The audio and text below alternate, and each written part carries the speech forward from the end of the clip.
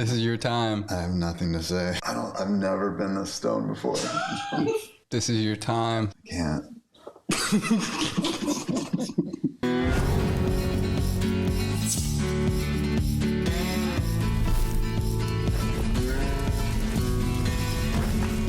Hey everyone, welcome to Hot Dabs. This is a show with hot takes and even hotter rippers. I'm your host, Hashavelli. Today our guest is Micah Anderson, CEO and founder of LEEF Organics, LEEF Labs, former pro surfer, and denim jacket connoisseur. Micah, how are we doing today? You did break it out. I was just giving him shit for not making fun of my jean jacket. It's a nice jean jacket. We had to bring it up. Are you ready to rip some hot dabs today? I'm ready. Let's do this. All right. Dab one, we're going to be going in on some Clio.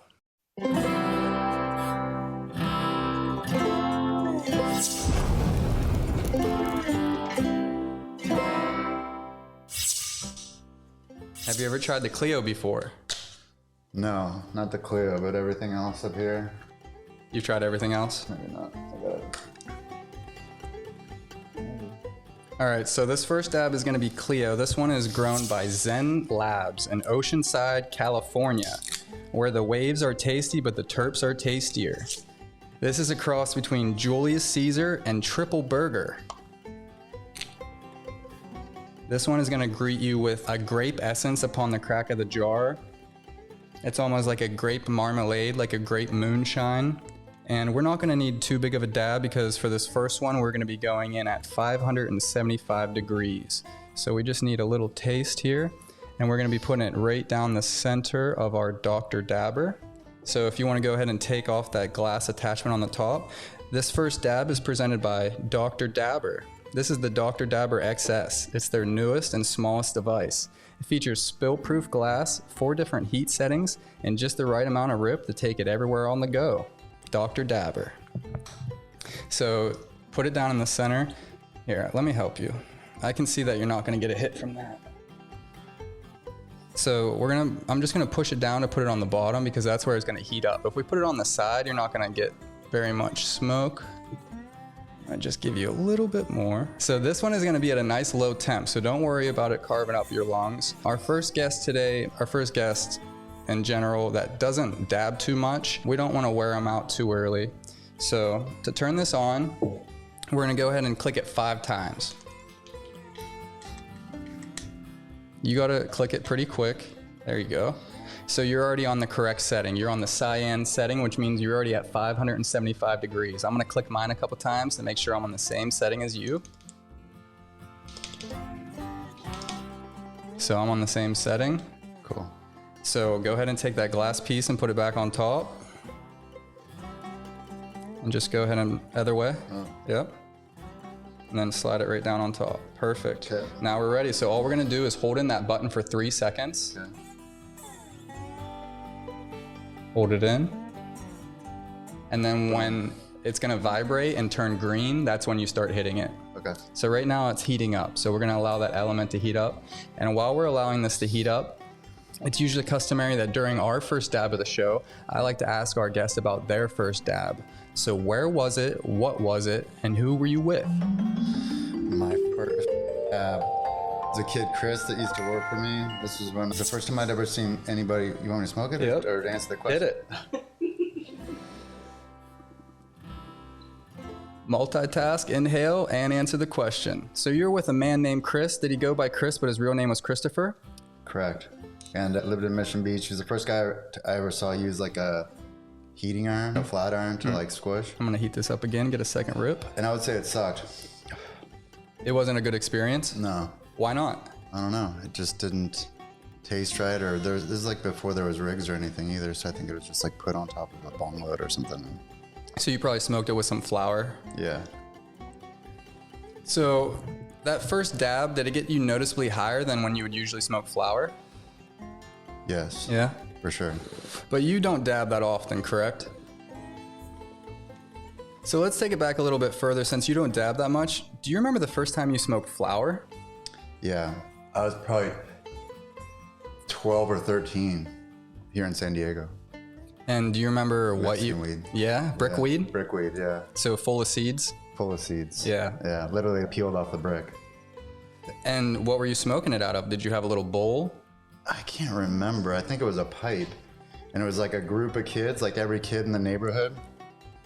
And we had this, we built a half pipe, and this kid, Brian, I remember his name too, Brian Miner. And his dad grew weed in the backyard too. And yeah, we were all hanging out in his house. His dad didn't care, and we smoked. That was the first time I smoked. I had to walk home. And yeah, it was an interesting experience. You worried about your mom smelling the weed on you? And did you get high the first time? Yeah, I did. Yeah? Yeah. No, I didn't have to worry about my mom that time. Not until a little bit later. My dad smoked too, so it wasn't like... It wasn't as taboo? I got caught by my dad smoking weed, where he actually walked in, like, into the house, came home early from work style, and I thought he was gonna just beat my ass pissed off. And my dad had a tendency to, if he was mad.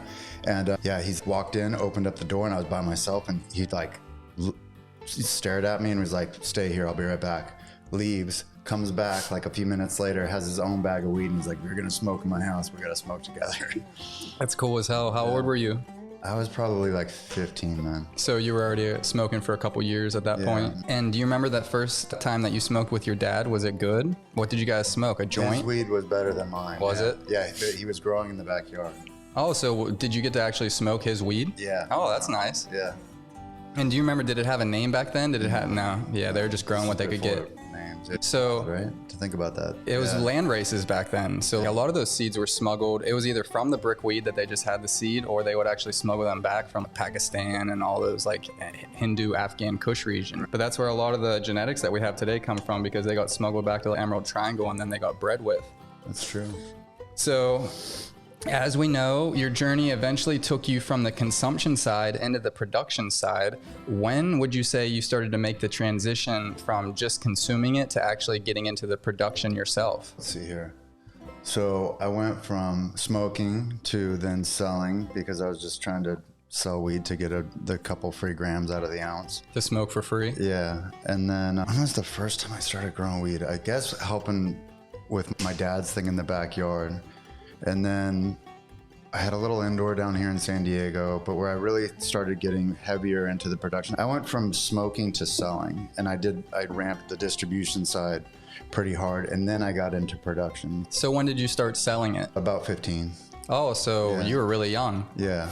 And at that point, where would you get your weed from? Who was your plug? Who was selling weed to a 15-year-old in San Diego? All right, he'll probably end up seeing this podcast too. This guy, Ricky, that I used to work with at Mitch's Surf Shop here in La Jolla, he was like the Mechie plug. His family was in Tijuana, and he was like pretty involved with the whole Tijuana, San Diego thing extensively. So I was selling some of his weed, and it would literally be like, it'd be bricks that he was like, didn't want them, like someone passed on them or something, just trash. And I started selling those first. And then I was introduced to a guy here in San Diego named Mashindi, who sold good weed. And he was the first guy that I ever met that ever went up to Mendocino or Humboldt. And he got these pounds from Humboldt it was like a monkey balls and I think Mendo Perp cross. And he would bring it down, and they were $5,200 a pound. For outdoor? For outdoor, yeah. This is like a long time ago. Yeah, and this was noticeably better quality than the Mexican weed that you would get. Yeah, 100%. And what was the Mexican weed costing? But the Mexican weed was free. Oh, I was okay. getting it for Ricky from free, and then I started buying them from Mashindi. Again, it's been a long time, but there's a handful of different people in San Diego. But back then it was like, there's really only a few guys that were like actually had weight, and like what weight was back then is not what it is now today. If someone had a 10-pack back then, that was a big deal. So yeah. So back then, would you say that if you started selling weed at 15, were you just selling it to the neighborhood kids, or yeah? Yeah, for the most part. I moved out of my house when I was pretty young, right around that same time. And so it was like I was working at Mitch's Surf Shop. I was selling weed on the side, and then it got to the point where I was like, man, I make more money doing this, and I did it at the surf shop. So I made a full headfirst dive into just doing that. And I had here and there jobs over the years. I served professionally, like you said in the announcement, for a while during that period too. But yeah, for the most part, I pretty much just did that up until I was about 19 years old. It was the first time I went to Mendocino. That relationship came through some pro surfing stuff that I was doing down in Fiji, and I like immediately fell in love with it. What brought you to Mendocino from surfing? Just a person you met? Yeah, so back then, like if you were traveling for surfing, whether Bali or Fiji, there's these destination spots that people go to. And I would go and I would spend 2-3 months in Bali. Then I would go, and I had a job working for a guy here in La Jolla that owns an island in PG called Tavarua. It's like one of the best surf destination spots in the world. And 2 of the original boatmen, which was what my job was, that were there prior to me, were weed growers in Mendocino, in Point Arena. And so that's where the connection came from. So I would always run into them down there, and they knew that I sold weed in San Diego. I was doing the Mexican thing, and then there was the BC thing first before. Beasters. Yeah, Beasters, Yep. yeah. Was big before Mendo ever blew up. And why was that? They just had more production at the time than Mendocino did? Why was the weed coming all the way from British Columbia? A couple different reasons. They blew up big indoor scenes up there way before we did. And I don't know if that was the result of they had their own Prop 215 that happened, like some sort of nonprofit industry. Yeah, so they had a gray area and they could store it. Yeah, it might have been something like that. But then what they were doing is they were bringing them down here. We're going to cut this part out.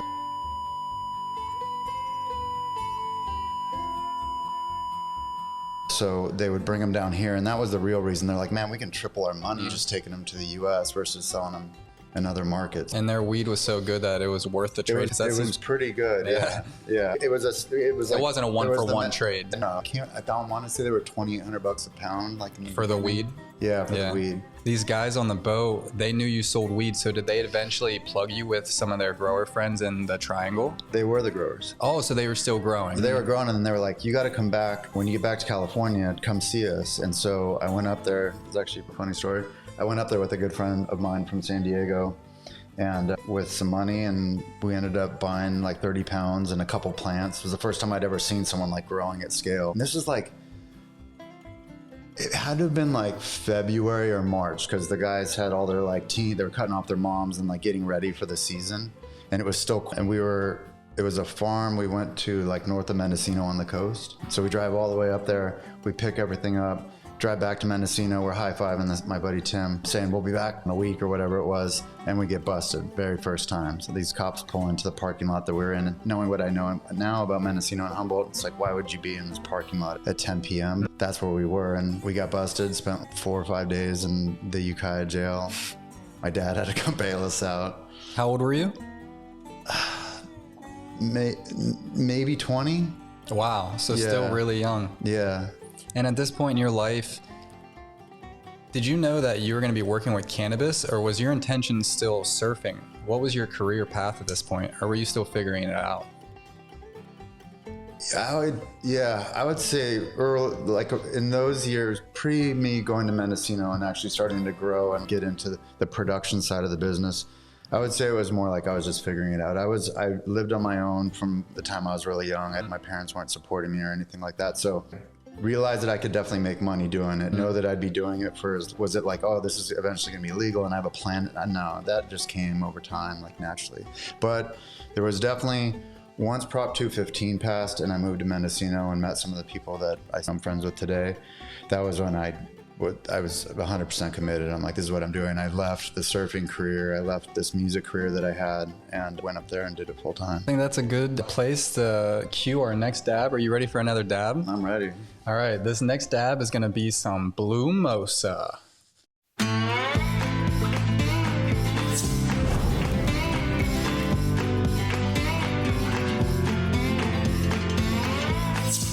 Have you ever tried Blue Mosa before? I have.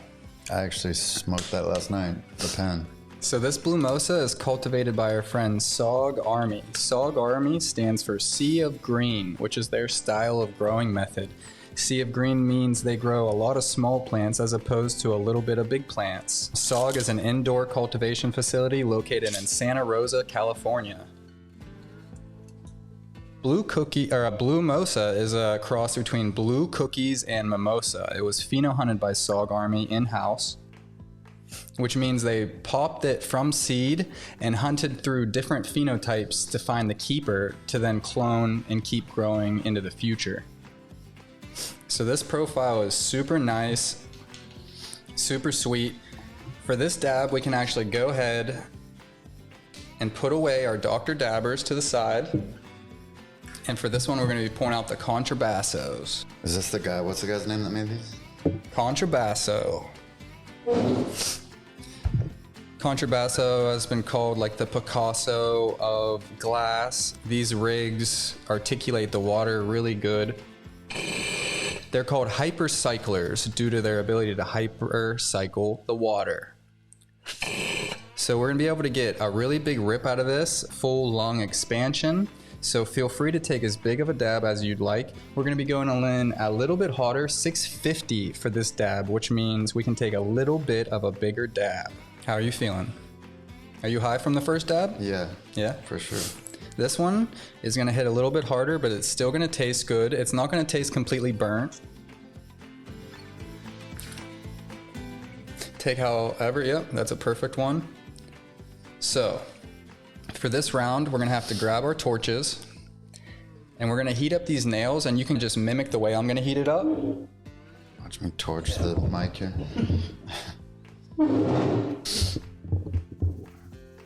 All right, so we got you in a safe zone over there. So just mimic the way that I'm gonna heat up this nail.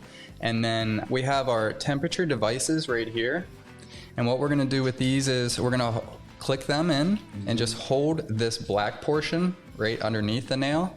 And then when it reads like 670, you can pretty much start to go in, because by the time you get the dab in, you'll be at 650. Cool. So this is gonna be the 650 dab. All right, are you ready to start heating it up? I am. All right. So you just twist it and click it.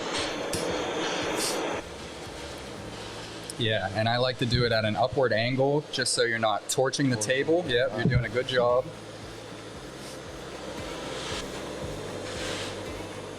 Did you ever think you'd be on a podcast smoking dabs? The past few years, I'd say yeah, but early on in life, no. And we're gonna keep working our way. You're doing a good job of working our way at the bottom of the dish and then back up the side, because we want an even heating element to the entire nail. Have you ever hit one of these style nails before? Yeah, with you. Yeah? Yeah. So we're gonna keep heating them up. When we finish heating it up, that marble that's sitting on your mat, we're gonna put that on top before we start taking the dab. So you'll see me do it and then you'll just copy what I do. You almost ready? Yeah. All right, so we can turn those off.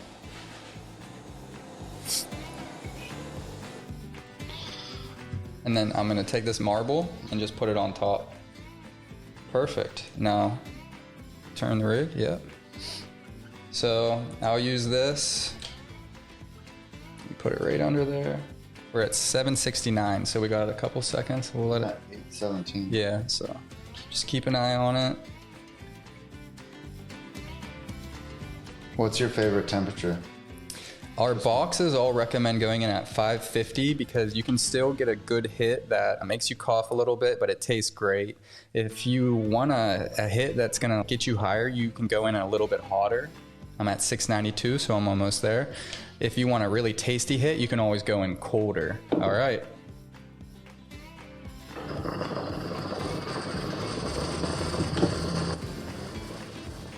Could you just put it right there? Yep. I'm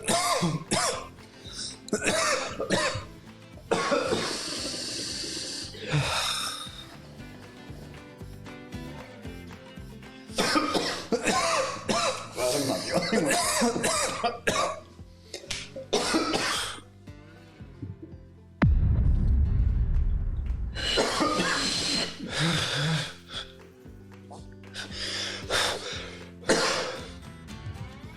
So as you can tell, this nail actually allows us to get multiple hits from one dab. And since it's not too hot, it wasn't immediately vaporized. So how's that tasting? That one's good. That's my favorite one, the Blue Mosa. And it didn't taste too burnt, right? No. You could still get a good taste profile. Yeah.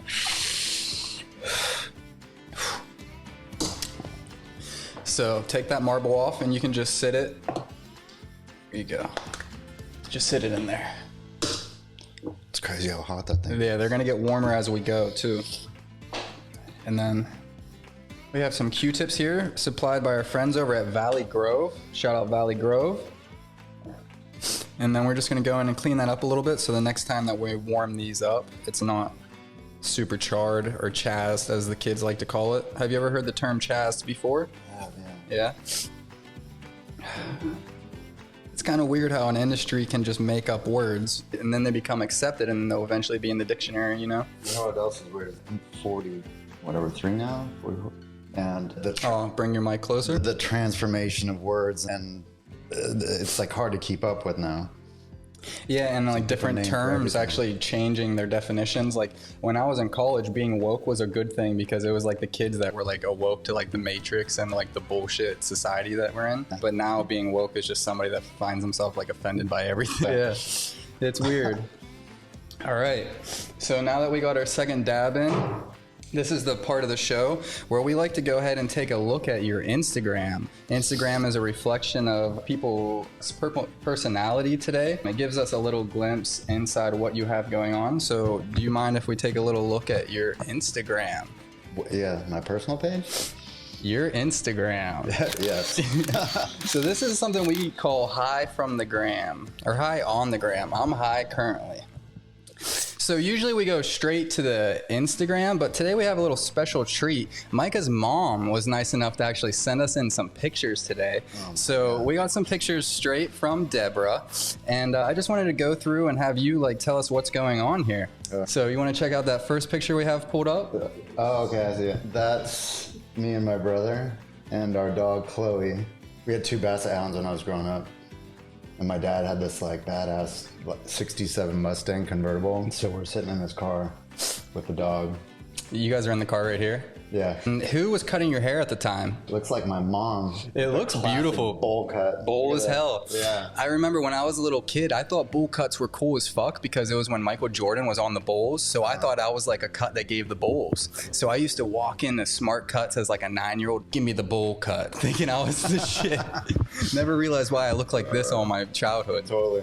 Beautiful dog. Which one is you, the left or the right? The good looking one on the left. On the left? Yeah. Okay, so are you the older brother or the younger? Yeah, I'm the oldest. You're the older, okay. Yeah. All right, so let's see what else we got here. Who's this young fella? Look at that stuff. That is me. That is in middle school. I was doing all these backpacking trips through Yosemite. I would do 3 or 4 a summer. And this math teacher that we had, this guy Eddie Lindros, was legend. And he would take about 10 or 15 of us at a time, and we'd go hiking through the whole park. Awesome. And at this point, is this when you were selling weed, or are you still innocent at this point? It's probably around that time. Yeah. So this is the kid that was pulling up to serve you packs of Mexican brick weed. He knows like 12 right there. I don't know how. It looks like a sick watch. Looks like I'm wearing the same one almost. Yeah, it does. Yeah. Steve Jobs. Shoes, that's for sure. Beautiful view, that's for sure. As we go a little bit further, what's going on in this pic? God, why did she share you all the? Who's that is not me. That's not you? No, that's you know who that is you know the band Unwritten Law? No, this is a guy that's in a band. Oh, yeah. That's so funny. I didn't ask her for context on any of them. I just got them and I was like, this is perfect. Look how mopey he looks. I thought that was you because it looks like your daughter a little bit. I don't think that's me. Is it? Is it? We'll have to. Is it you? I don't know. I can't. He's trying to act like it's not him. No, all right. It is. Look it up. Hunchback mopey. I should have had Deborah call in for this. She could have gave me the walkthrough. She'd have to take a dab if she was going to comment on anything. Do you know where this is? Is this Yosemite? Yeah. Same area. Beautiful. All right. What else do we have here? What's going on here? That's me taking shit. Have you always been a class clown? Look at this. Look at that thing. That's a pile. Who really shot that? What's that from? Horses. Oh, okay. Yeah. The people that hike through Yosemite have like beef with the people that ride horses. And this guy that would lead these trips would he had this chant that he would make us. Every time a horse would go by, he would make us chant this thing about the horse. So anyways, that was me on one of the. So there was beef. Do you think the people on the horses would feed them things specifically to make them shit throughout the park like that? I don't know. Grass. What else do we have here? Who's this fella? Oh my God, you got some. I got some good ones, huh? You do. Who's this fella? That's the guy I was telling you about. That's Eddie Lindros. He's the one that would tell you guys to sing. Yeah. He seems like a cool dude. It looks like, look at that tan line. I know, you'd think he surfed, but... That's some epic goggle lines right there, buddy. Do you see that? Oh, his sunglasses. Yeah. I can't see because the camera... Oh, fuck. This guy was classic. Yeah, love that guy. Awesome. All right, let's see what else we got I still here. talk to the guy. Who's this? I don't know. Oh, that's me. Look at those arms. They're the same size as that paddle you have there. For reference, anybody at home, if you're just listening to this, picture three toothpicks strung together. But what's going on here? Is this you increasing your athletic ability, your prowess? Me heading down the river with Mom. That's my mom. This is a beautiful photo. So it wasn't just the waves you were surfing. You would take any medium on the water you could get, huh? My mom and my grandma did that trip together. Where's this at? I think it's in Idaho. Nice. Never been there. Heard it's beautiful. Same trip? Grandma. That same trip? Yeah. Yeah. It's bird bath. Happy as hell. Yeah. So you come from a long line of happy people, huh? What else do we have here? What's this day? That right there is the day my mom bought me my first car. Yep. That Is red it the one behind you? Yep. And what was it? And it was a Mazda B2000 pickup series in 1999. What's on the hood? Just somebody's coat? What's that? What's on the hood there? Is that just somebody's coat, maybe? No, like a bow. Oh, that's the bow. Oh, nice. Yeah, That's my sick. dumbass. We walked out into the backyard and she's like pointing at it, and I didn't realize. I didn't understand that it was a present. But Mom hooked it up. How old were you at this time? I didn't get a car until I was 17, I think. So I think I'm 17 there. And did your mom know at this point that you were hustling packs? And she was like cool with it? Oh, but like she's a single mom, right? She's got me and my brother. And so it's not that she didn't go crazy. She found one of these bricks that I used to get from Ricky in the house and went out, threw it into a dumpster, like out in the neighborhood dumpster. And then I crawled out there and stole it out of the dumpster and got it back. But she didn't flip too crazy. It could have been worse. Could have been worse. All right, let's go back and keep taking a look here. All right, now we were talking about your surfing days a little bit. When did you start surfing? And can you explain what's going on in this picture? Are you a huge fan of Cereal. Yeah, the peanut butter. What is this? The Cap'n Crunch with the some weird marketing campaign that their marketing person came up with, and it was like me and a handful of the other guys that rode for the company. And they're like, all right, your gimmick's gonna be the cereal guy. Yeah, one guy got spaghetti and one guy got and I got cereal. Did you have any say in that? No, I was like, yeah. How old are you here? 16, 17, same age. And at this point in your life, were you planning to be a pro surfer? Was that your career? Yeah. Yeah. 100%. Yeah. I was committed. What attracted you to the sport of surfing? I started surfing when I was young. You know, my dad surfed and started at 8 years old, so it was just something I got super into, being around the beach all the time. And I got obsessed with it, like myself and a handful of friends. And then it turned into, oh, you could actually turn this into a job potentially. So we started taking it more serious, and trying to get sponsors and do contests and stuff like that. And I did it up until about, I was like 22 or 3, and I was selling weed at the same time. And then I broke my knee pretty bad, ripped all the stuff out of my knee here surfing in San Diego. And that was like at the time when I just was like, okay, this isn't gonna work. I'm gonna go do something else. So it was the injury that kind of pushed you harder into, was it the weed industry that you went harder into at that point? That and music. And music. Yeah. Okay. Mm-hmm.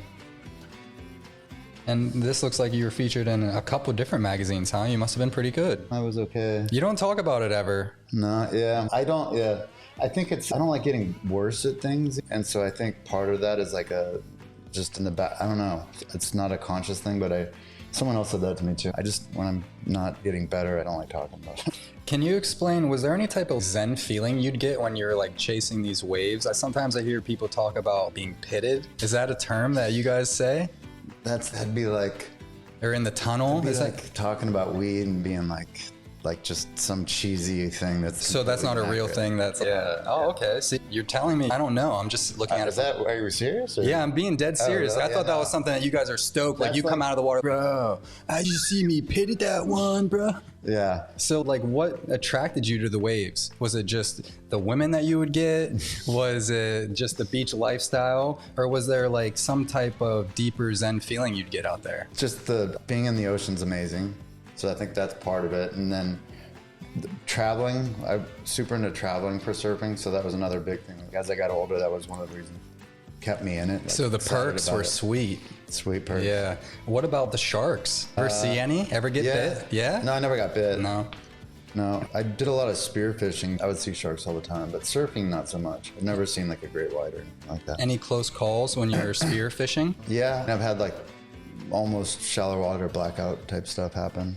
And what does that feel like? Is that like going to a party and just having a great night? Is that what it feels like? It feels like when the second part of your second dab starts to come on, like it's like a whippet. Yeah, exactly. Yeah. Here's you having another great time at the beach, it looks like. Young baby face, just moving all the Mexican packs. What? Okay, wait, where you at? No, that's Bali. This is Bali? Yeah. You're not moving Mexican packs though at this point?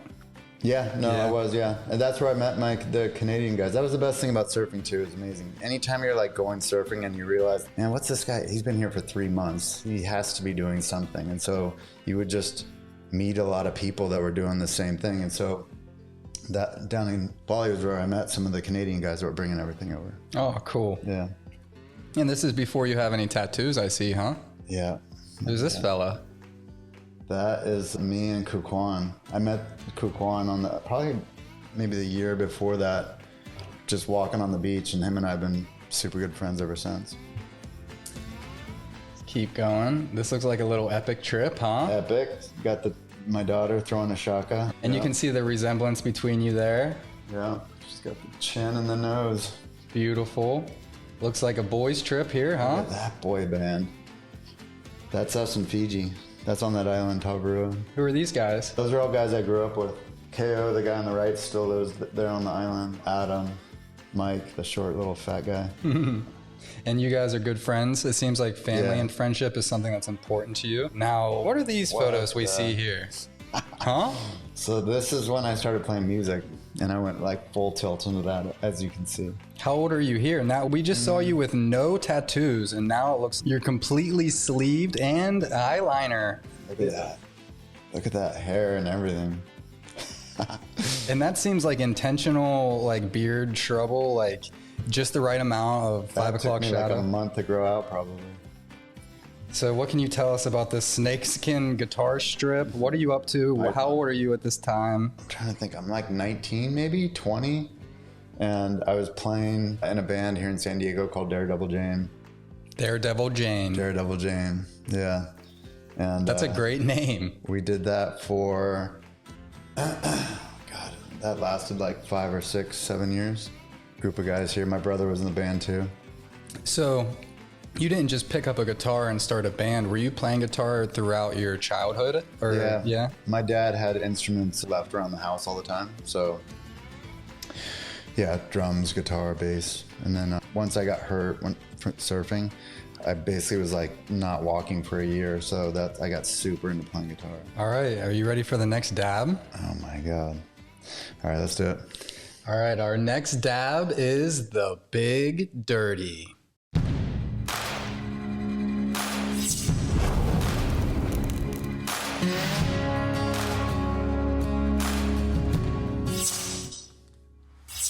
How are you feeling so far? I'm freaking high.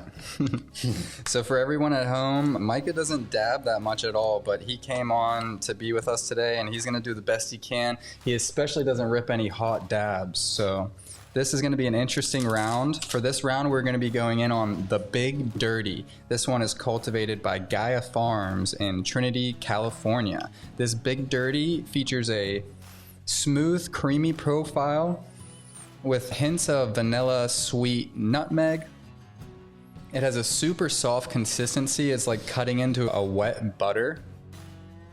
And for this round, we're gonna be going in at 750. So it's gonna be a little bit hotter, which means I'm gonna take a little bit of a bigger dab because it's gonna start to cook pretty fast on the nail. Not instantaneous, but it's gonna start to cook pretty fast. So go ahead and just take a dab with whatever you're comfortable with. So at this point in the show, I'm gonna offer you a chance to save yourself a little bit on this dab, and we're gonna pull out the Rosin roulette wheel.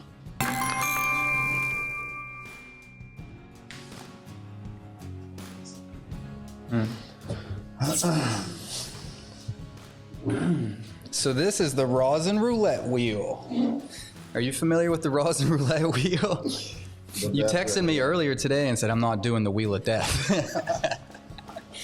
So maybe we should change the name.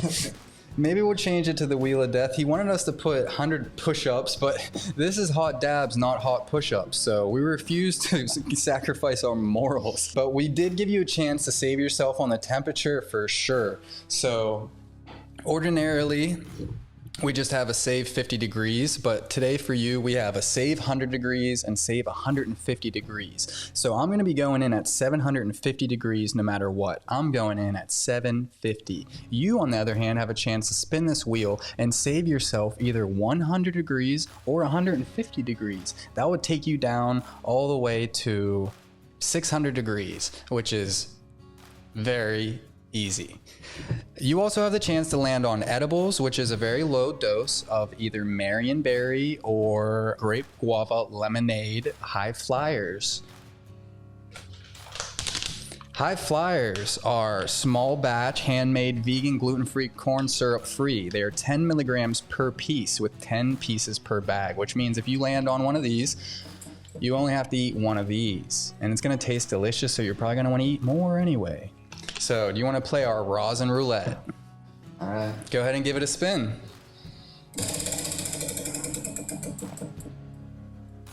Wow, you lucky dog.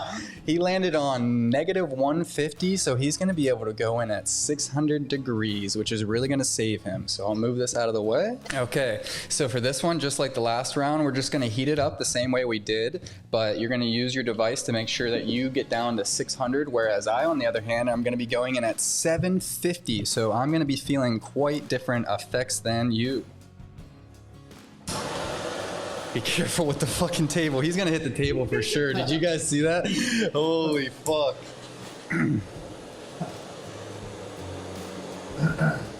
Can't believe he hit the negative 150. It's a loaded dice. People at home are gonna think that we got a loaded wheel, but I assure you it's not. I wish you landed on hot dab. I actually forgot I left that on there. So you do still, you could just still land on the hottest choice available. So we'll see how everything shakes out. Right now, we're going to be going in at 750. What's the hottest dab you've ever taken? I don't know. From you. You okay, Ranch? That's what I thought you were going to say your first dab you ever took was. I didn't realize you were out here like doing it off of fucking hot plates in the fucking 90s. Smoking butane. So just remember, you're going to be going in at 600, so I'm going to be going in before you. So when I go in, don't feel like you have to, unless your shit is reading 600.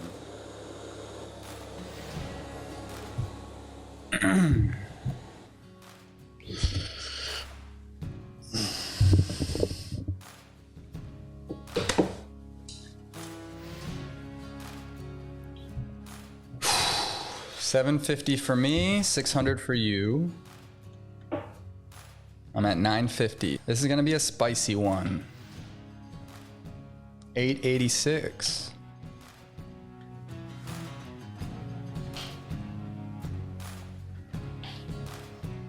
$801. 710. Here we go.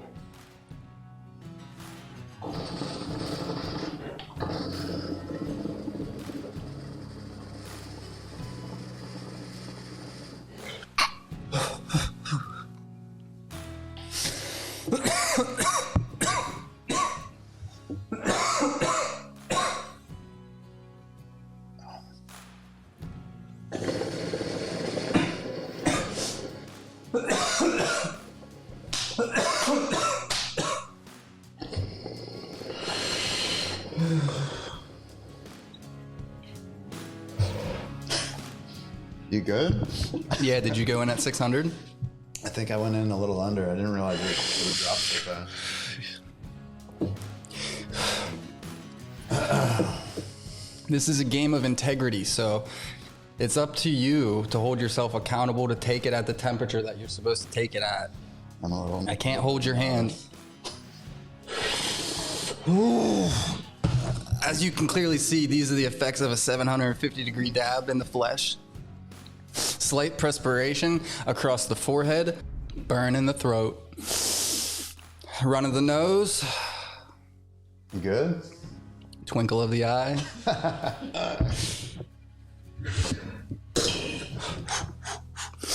Woo. How'd that one taste? That was good. How would you describe the profile? It was good. Clean. It was not as harsh. Not that the last one was harsh, but it wasn't harsh the way I was expecting. You have a way with the words. I know. I'm retarded right now. So this is the part of the show where we're both feeling a little bit stoned. So I like to give us and our lungs a little bit of a chance to recuperate. And I'm a little bit hungry. How about you? What are you gonna eat? I got my peanut butter bar. I happened to go by the international market today and I picked up some snacks. So I figured for this next part, we'd do a little bit of a snack review. You up for that? Sure. All right. This part is called the Hash Your Snacks Snack Review.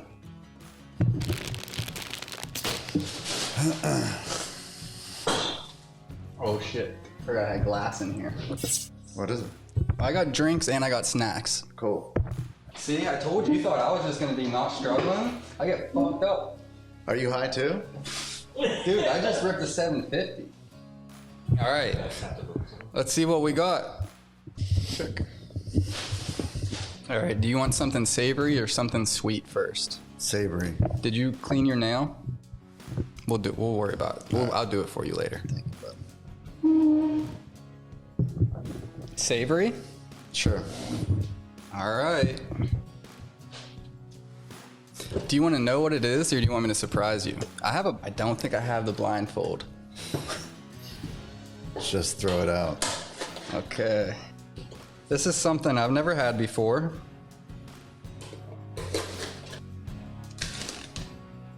Did you read it? What the hell is that? All right. Close your eyes. I'm gonna hold it up for the camera.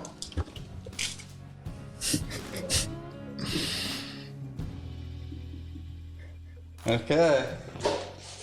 I'm gonna try it with you, so don't be scared. What is it?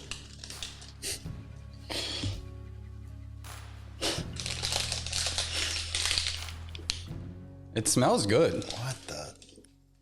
Just pull it out, give it a bite, and a review.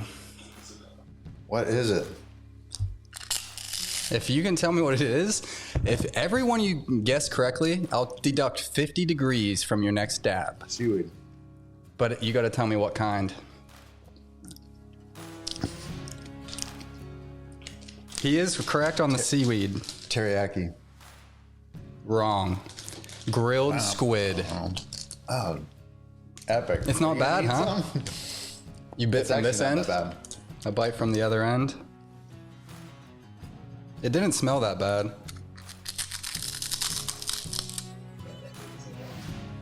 Where'd you even find those things?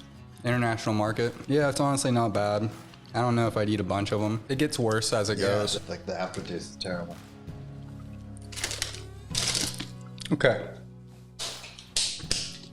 What would you rate that? I'd give that a 1. Really? That bad? Yeah. It doesn't get much lower than that, so let's see what else we got. Savory or sweet? Wash it down with a yerba mate. Thank you, yerba mate, Gayaki, with that natural energy when we need it most. Savory or sweet? Sweet. This one's interesting because I read what the flavor is, but I still don't know what it is.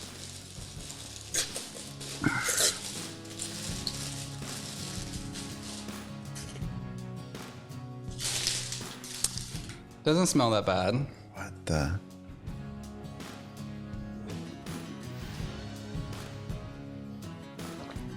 What is it?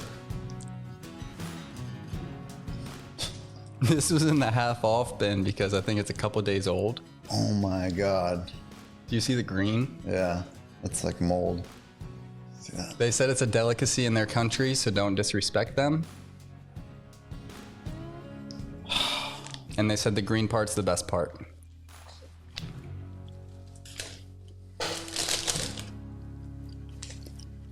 It's not that bad.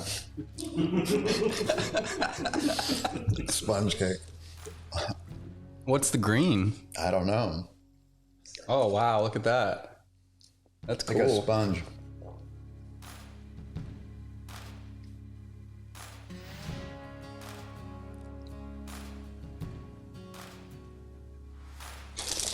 It doesn't have much flavor though. It's sweet.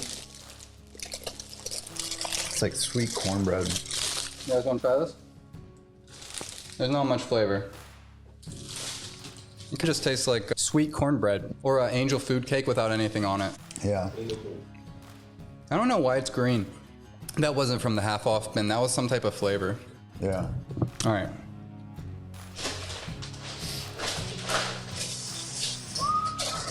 Here's an interesting chip. I want you to, did you see what it was? No. I want you to guess the flavor. It's something we don't usually see on our shelves. I don't know, but it's not good. You don't like that one? This one is shrimp chips. Yeah, that's Is it gross? terrible. Try it.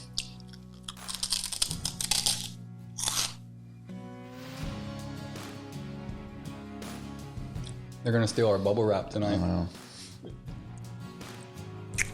What do you think? It's not that bad. Why don't you like it? You're just super health nut. I guess so. Oh, I forgot to ask you. Do you have any dietary restrictions or allergies? I'm good. You're good. Okay. I'm good. These I actually like. You guys want to try these? Why don't you like them? It makes your mouth like dry. I like those. I vote yes. Okay, you want to try a beverage? Sure. You need something to rinse these down. All right. Can you tell me what that says? No. Viewers at home, if you know what that says, leave a comment below. Let us know. All right. I have somewhat of a translation on the back. You don't fucking like soda, huh? Ooh, did you hear that? Yeah. There's so much sugar just trying to burst out of here. What's your position on sugar? Real sugar?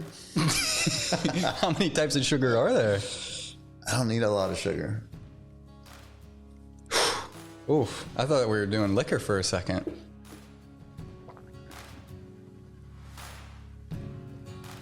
Guess the flavor. Apple.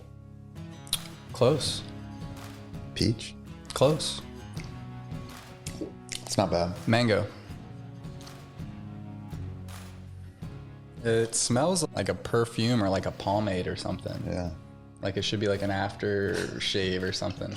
All right. Ooh, I got a delicacy. I was there today and they said, hey, this one's limited edition. This is something you don't want to miss. They said, hey, Micah's sitting down today. This is the one. So fresh in the bag. It's good because there's minimal branding. Super minimal. All right, let's crack the seal. No tomfoolery here, no seal, no deal.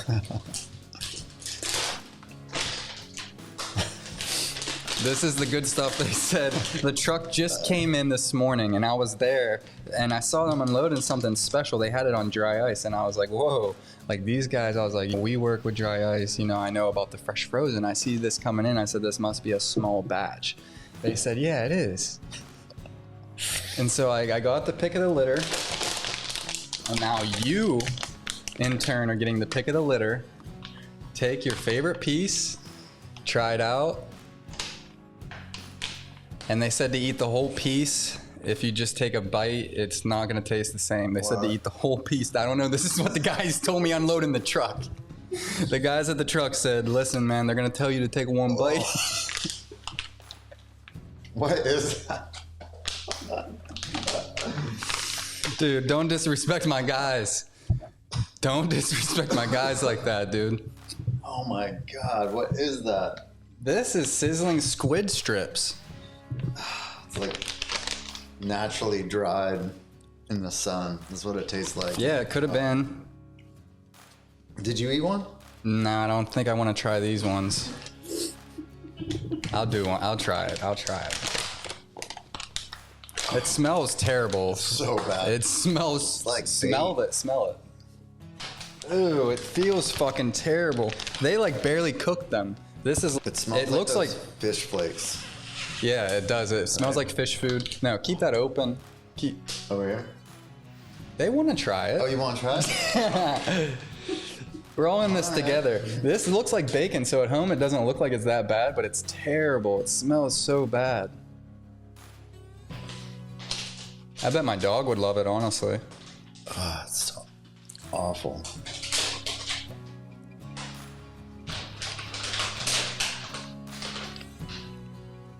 What do you think? What do you think? At very first, it tastes like Panda Express. You must have a real sensitive palate because these aren't as bad as I thought they were going to be. No, they're terrible. It tastes like licking like the rock at the beach that all the seagulls shit. See? When you make that analogy, it tastes terrible. Definitely has an algae vibe to it. Will you put that in your box? Thank you.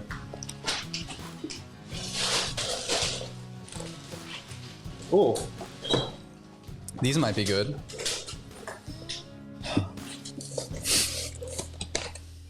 They get worse and worse. No, I think that was gonna be the worst. Not that bad.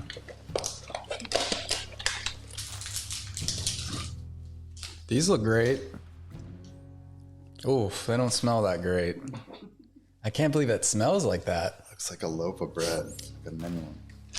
It looks like a Fig Newton. Oh. Yeah, why does it smell so bad? It's terrible. Right? I can't believe it smells that bad.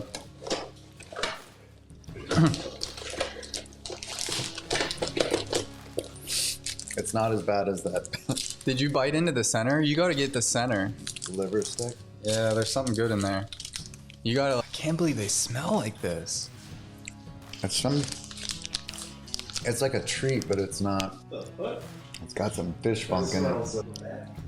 Here, actually, I'll just throw it in. What do you think? I don't like that one. What do you think it was? It's like a Asian Fig Newton, right? Yeah, because it is Asian. It's a Taiwan pineapple cake. Have you ever heard of that? Look at it. It's like a Fig Newton. I was thinking about that when I was buying these. There's so many snacks that are just the same as our American snacks, but with a different branding.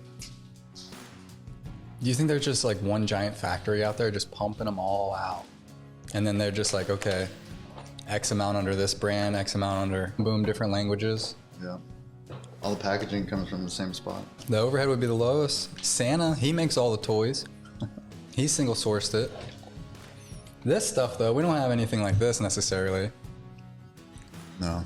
So somebody's out there like you, they got their little plant, but instead of disty, they're cranking out pineapple cakes. And we just talk so much shit on it. What's on the back, the ingredients? Oh. Should. Oh, it contains wheat, milk, soy, and tree nuts, mango and sesame and sulfites. Not that bad. Yeah? But I don't like the taste. Go ahead and put that away. I feel like we're almost ready for our next dab. How are you feeling? Oh my gosh, I think I'm toast. Yeah? Yeah. So you ready for your next dab? We'll go ahead and... Let's do it.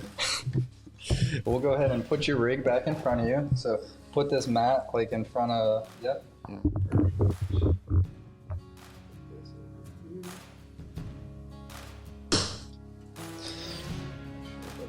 Cleaned.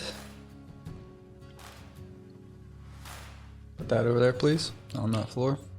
What'd you think of that? Too sweet. All of it. It's like straight sugar. Yeah. You can cut it with water and make 10. All right, we'll get this cleaned up for you.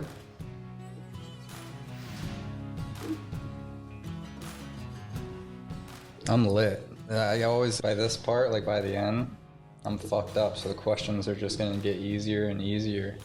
Yeah, I'm like, there's nothing, so stoned right now. That's why we try to hit all the good shit at the beginning. Oh yeah, I should probably bring up LEEF now. What do you want me to talk about specifically with LEEF? Whatever you want. Yeah. All right, I got this cleaned up for you. So, for this dab, we're gonna be going in on some solventless Sunday.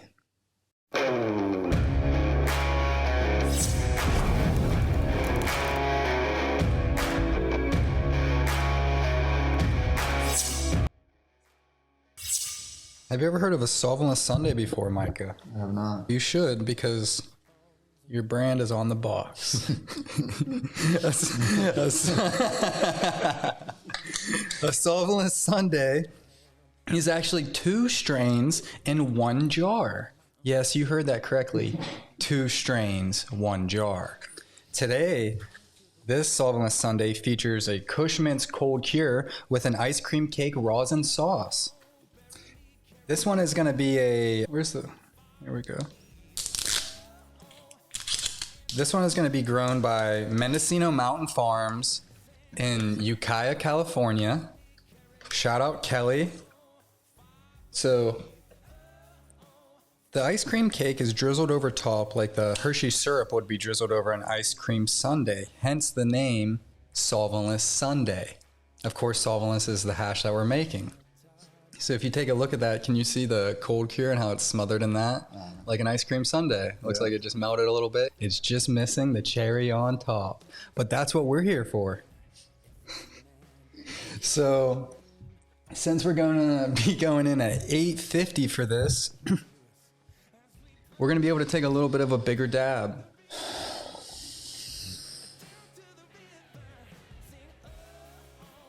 So I'm going to make sure to get an equal amount of the ice cream cake rosin sauce to the Cushman's cold cure.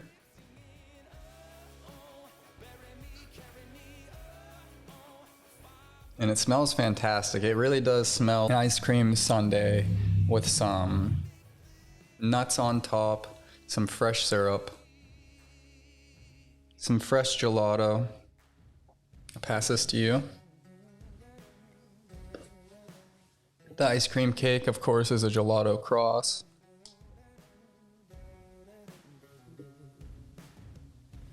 And for this dab, I'm going to go ahead and give you the opportunity to spin the rosin roulette wheel.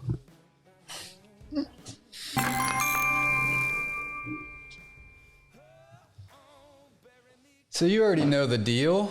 This is the rosin roulette wheel. We're going to give you another chance to spin it to save yourself a little bit on this temperature.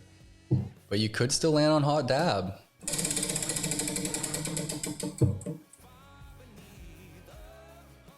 Oh, you landed on the grape guava, 10 milligrams. Do you know what that means? Yes, I do. That means you're going to have to eat 1 piece of our grape guava lemonade high flyers gummy. This is a solventless hash rosin gummy, which means it was powered by nothing but heat, ice, and pressure. There's no chemicals used in the concentrate to make this product. These gummies are also powered by the grape guava live rosin. So it's infused with grape guava, and the flavoring is grape guava lemonade. This was a summer offering. It's always small batch, handmade, and vegan. So we'll go ahead and crack the seal. As always, no seal, no deal. I'll go ahead and open this up for you. And you're gonna go ahead and eat 1 piece of the grape guava lemonade. When was the last time you ate an edible? It's been a while. Yeah? A couple months, yeah. Do you remember the first time you ate an edible? Yeah. Can you tell us about that? Accidental. Someone cooked a bunch of one of our trimmer camp setups that we had. This girl, I said that, I can't. So at one of the camps, one of the girls made a bunch of pasta with butter. I'd never had an edible before. And I came back, didn't know I was medicated, and ate the whole bowl. I was puking all night long. Thought I was going to die. That was my first edible. And do you eat them regularly, or is it a special occasion? Special occasion. Yeah. So today is a special occasion, everybody at home. So I saw that you already scraped a dab. This is the point where even though you ate the edible, I like to offer our guests the chance to still rip the dab just to be a courteous host. Rip the dab. What do you? Would you still like to take the 850 with me? Yeah, I'll do it. Yeah? Yeah. Okay. Did your dab get stuck on that mat right there? No, Okay, you're good? I'm good. Okay, be careful it doesn't hit the mat, because then it'll get stuck on there and then you'll have a sticky situation. Let's do it. Do you get it? I'm good. Oh, so this one is going to be 850. Do you know what that means? It's hot. Oh, yeah. This one is going to fuck us up. I'm giving us both a chance to prepare ourselves.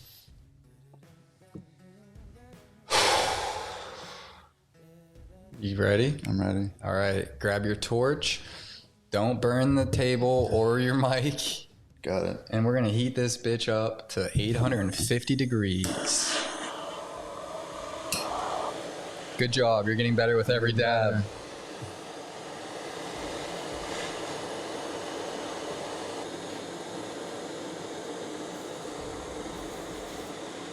.647. Emily's going to miss it. I was hoping she'd be able to catch the tail end. I was gonna make her do one. We're going to have to get these bitches hot to go in at 850. Are you ready? You think it's there yet? How's yours looking? About 409. Put it right at the bottom like this for a little bit. All right, I bet we're there.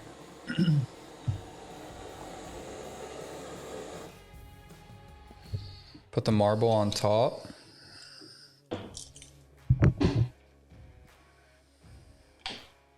Check the bottom, and we're gonna be going in at 850. I'm at 950. 900. Something's wrong with mine. 878, so I'm gonna go in. What's it doing? It says it's like not that hot at all.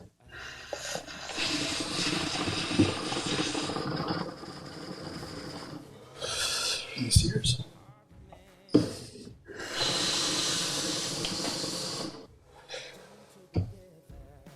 Yeah, mine's just not hot.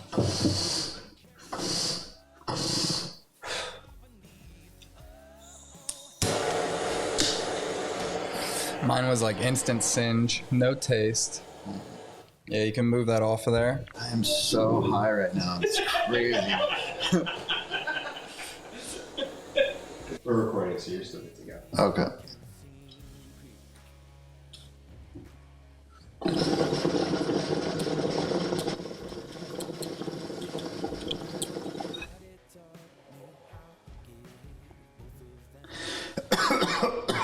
Oh my god. That was terrible.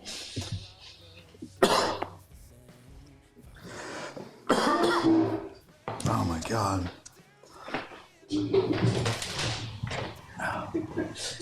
He just died. You took it? Holy shit. I'm done. I can't do another one. There's no way. Oh, and I ate the edible. Oh, that edible won't hit you for another hour. You got plenty of time. Was that the first time you've ever ripped a dab that hot, you think? Yeah. What did it taste like?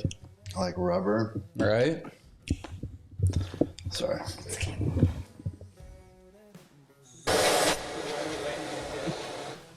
Huh? Why are we lighting these again? No, we left them dirty. Okay. Oh, yeah, there's probably not going to be much to clean. I forgot. Because we took them so hot, there's like nothing to Oh, clean. really? Yeah. I know, honestly, I was expecting to walk in and that you just say you didn't take it, and I was going to be like, fuck, all right, I'll just take it for you. So you're tapping out? I'm done on that one. Yeah? For sure. Should we try to spin the wheel one more time? So high. I can't. No, on the wheel, I'm not. There's no options on there that. I think there's some appealing options on there. If you look at the Reddit, it says hot dabs. That's the name of the show. That's super appealing. If you land on 150 again, like you did the first time, your last dab would only be 750 degrees. You just did 850. That'd be like nothing. That'd be like a walk in the park, right? Fortune favors the bold. Oh. Put your marble down. Oh, yeah. Be careful. It's going to be warm.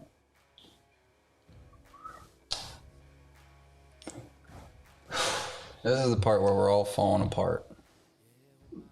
I usually don't bust this wheel out until right now. We've already used it twice. Really? Yeah. Right?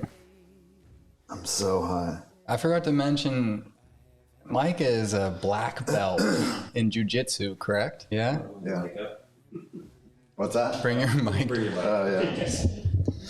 Yes, that's correct. When did that start? I started doing jiu-jitsu like 20 years ago and did it for a few years. And then when I moved from San Diego to Mendocino, there was no place to train when I was up there. So I stopped for a while and then came back down and then was able to get consistent against it. Anyway, it's 20 years. So you're a former pro surfer, Jiu Jitsu Black Belt. Used to be in a band called Daredevil Jane. Has there ever been an instance where you've had to use some of your prior skill sets in your modern day life? Are you ever found in a situation where you're at the coffee shop and they're like, oh, hey, we're the band that's supposed to be performing from 9 to 12, but Yeah. the guitarist just called off, man. Micah, we need you. Like, on a Tuesday, do you ever step in, or is there ever a day where like they hit you up and they're like, yo, bro, these gnarly waves are calling your name, and like you just have to go out and slash in the middle of the day? Huh? Or is there ever a time where somebody is just, Micah, I need you to come choke this fool out. And you just leave what you're doing in the middle of the day, you go choke somebody out. Have you ever had to use any of your skill set? And no, you never have? That would be cool, right? Yeah. At least you get to use them at your leisure during recreation, huh? Yeah. Yeah. And that's more than many can say. So, do you want to try spinning the wheel one more time? All right, so this is the first time in our show where our contestant is not able to go any further, which is totally understandable because this game is fucked and nobody should come on here. So, in the honor of making sure that we keep the moral standard of our show, I'm going to rip 2 at 900. And the last dab is going to be some creme de la mendo.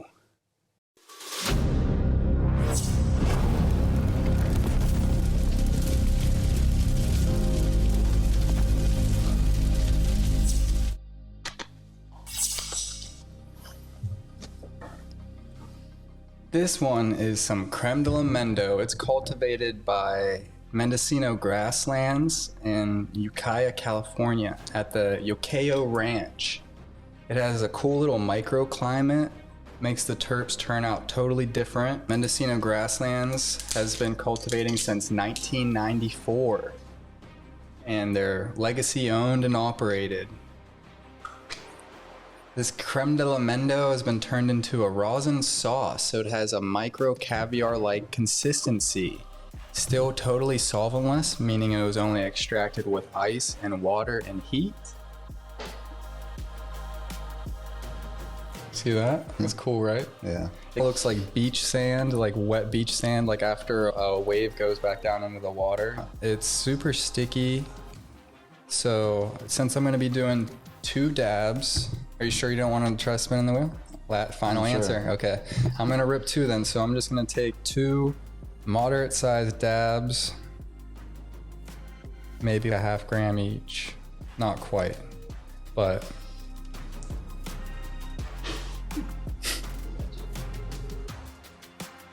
That's a dab. All right. Yeah. Do you know where the term dab came from? A dab will do. You only need a little bit. Oh, okay. All right? Yeah. But some people get outlandish with their dabs and the sizes. It's an ongoing debate. Yeah. But today, this is the size we're going in on, and we're gonna do 2 of them. This is a first, so we're all gonna navigate this together. I'm gonna fall apart for sure,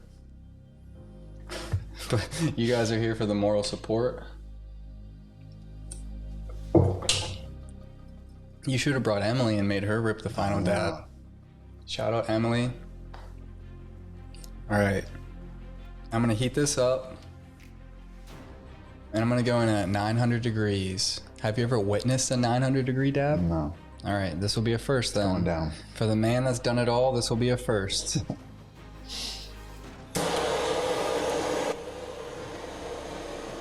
How's your denim jacket feeling? Did it give you the support you needed tonight? Otherwise I'd be just nodded off. It's like your emotional support animal.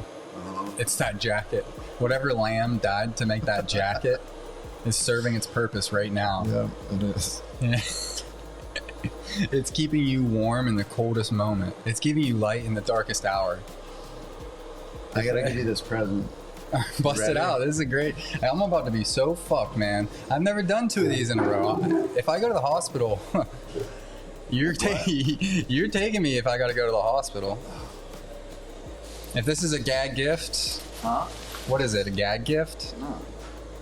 Is it a varsity Letterman jacket with my name stitched into it? Is it a piece of wood that you burned my emblem into?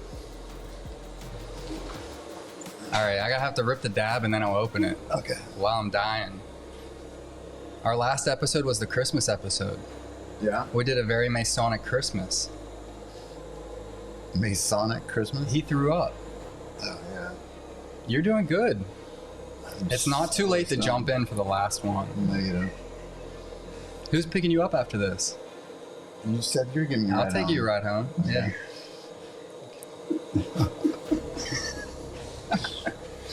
Oh man. So look at my dab over here, falling. This is gonna be fucked up.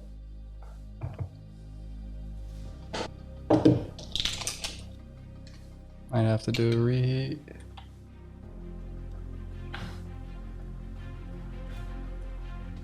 Is this the one you were using? Oh, you put it on Celsius.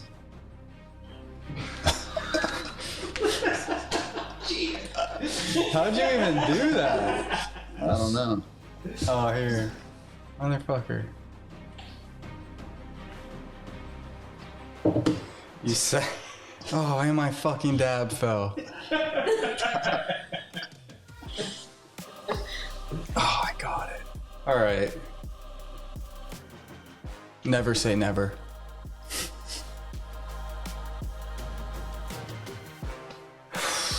Okay. See, this is the shit that happens when this is the structure of the show is ripping dabs at fucking 900 degrees.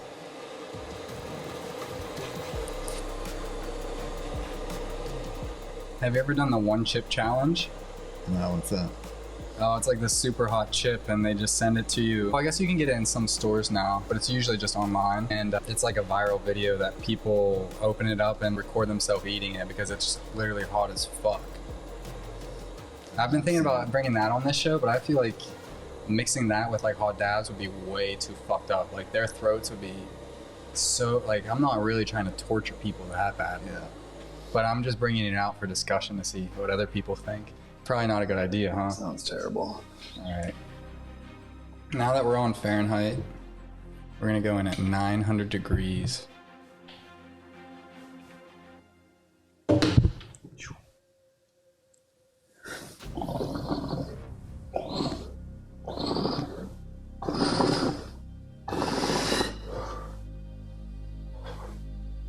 We're gonna have to pull up the timer for my next one. I'm feeling strong. Yeah.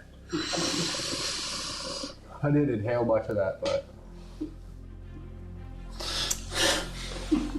you'll see what I'm gonna do on the next one. So that one doesn't taste great.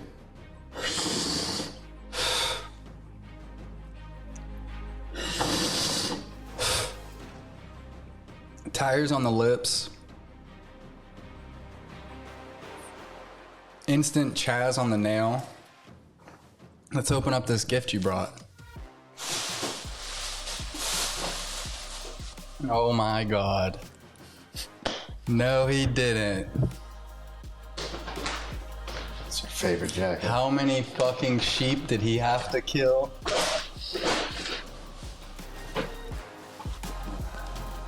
Look at that thing. This is beautiful. Oh shit, it says real deal resin on it. Wow. Look at the craftsmanship. Hold that up. Can you tell us a little bit about when you sat down and stitched this? Were you overlooking the ocean on a I had my mom. Really? Send it in. Yeah. This is beautiful, thank you. It's a genuine Levi's, or maybe it's a knockoff and he just sewed that tag on too. It's beautiful. Silver tab. All right, so you're gonna catch me rocking this on the hill, at the beach, and everywhere in between. Let's toss it on and see if it fits. You're modest with making it a size large. Look at that. Solid. Right? Glad. I appreciate it. Thank you. Cool. All right, I got one more fucking dab to rip. Chris, you want to bring up that fucking timer? So for this last dab, we like to play a game with our guests where we like to see how long they can hold in their hit at 900 degrees. And we keep track of the leaderboard. Can you guess what the current high leader is that somebody held in their hit? 10 seconds. Higher. 20. 28.41 seconds. Now, you're a man who has a black belt. I'm sure you're a highly competitive man. Do you care to take a swing at the leaderboard today? Negative. So it seems that as in your old age, you've grown not to care about competition as much as just your health, right? Correct. That makes sense. So I'll go ahead and go in for you, and we'll go ahead and keep track of how long I can hold it in because I haven't got to play this game yet. So this will be my entry into the how long can you hold it in game. We haven't fucking named it yet. We'll come up with some. Oh, it's the last dab. Yeah. I'm fucked up. This is number 6, huh? All right. Fuck. You ready for this? I'm so stoned. Right?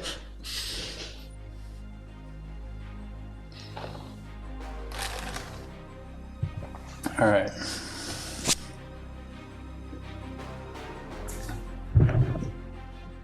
$900 degrees, and how long can I hold it in? You want another edible? This way. You want another edible? Why not? You feel that gummy yet? No, not yet.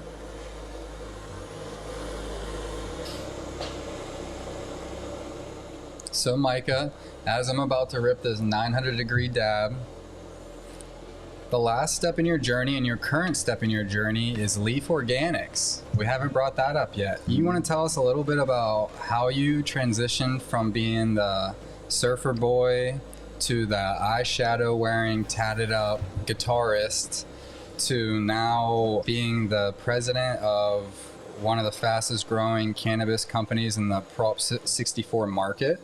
How did that occur? I don't even know if I could tell a story. I'm so stoned. You don't have to. I can't even think straight.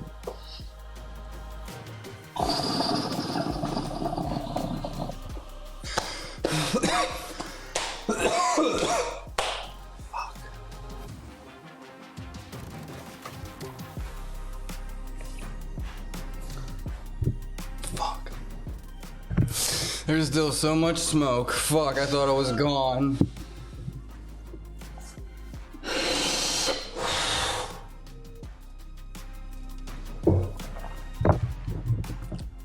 So you can't even tell the story, you're too fucked up. I respect that.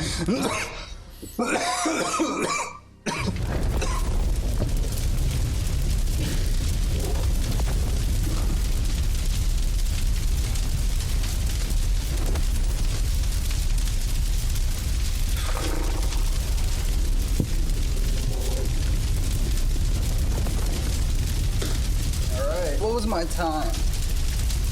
Like 12 seconds? 12.84 seconds, something like that. So we're gonna have to check the replay to get an accurate time? Yeah. We need to deduct some time from Ugly Masonic also. Because you gave him too much time. Yeah. No, we'll let him keep his score. He earned it. That's a daunting task for anyone. It never gets easier. So this is the easy part of the show. You know what's coming next? Eye self-portrait. What?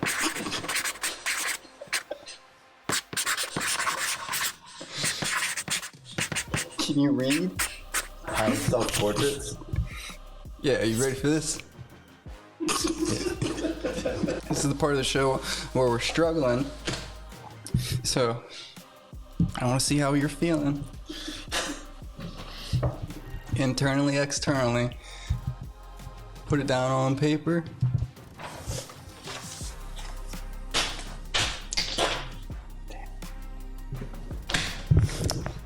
I ripped yours perfect. Fucked mine up.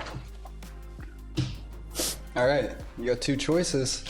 Actually, I used the fucking pencils last episode. I wouldn't recommend them. I'd go crayons. Let's do it. Alright, you can draw anything you want. How are you feeling internally, externally? How do you feel about life? How do you feel about this show? Anything you want.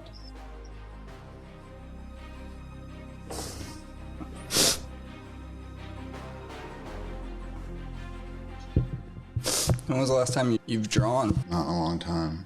Maybe with my kid.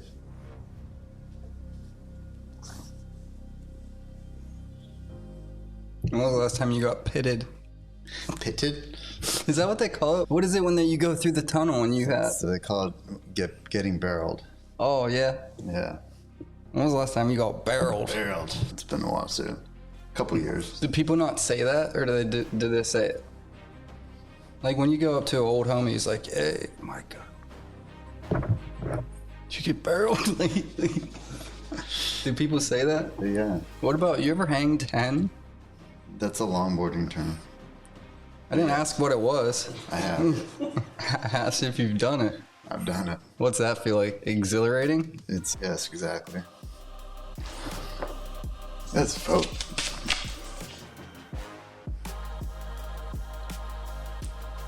What do you got going on? Sick. Hanging 10. What you got going on over there? I got the sun and some waves. I got a bigger sun. And a nice tasty wave. Look, I'll even put you. I'll put you in here, Micah. On the beach. You're a little sandy boy. You're over here. Tanning. Laying out. You're happy. Alright. Sign it. You gotta make sure you put your signature. Show your camera.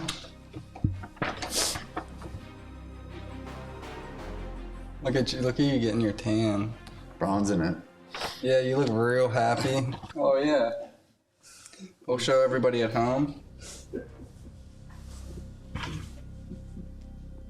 This dude's hanging Big 10. Micah, he's happy. And I got the big sun. As you can see, Micah's son. My son. But still beautiful, each in its own. Just all of you at home. Okay. I think that's it. You did the 575 dab. You did the...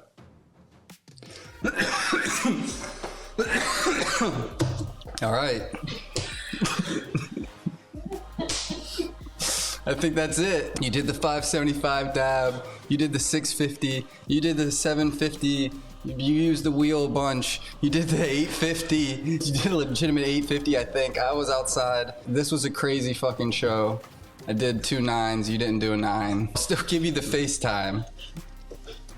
This camera, that camera, and this camera right here. Tell us what you got going on. Tell us anything you want. This is your time to shine. I'm too stoned to even talk. This is your time. I have nothing to say.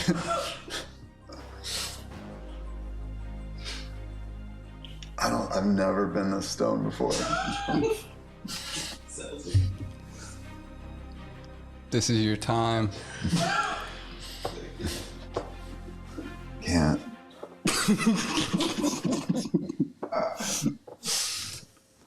All right, everybody. That's another episode of Hot Dabs. Thanks for tuning in. I'm your host, Hashabeli. This has been Micah Anderson. Thank you for joining us. We'll catch you next time.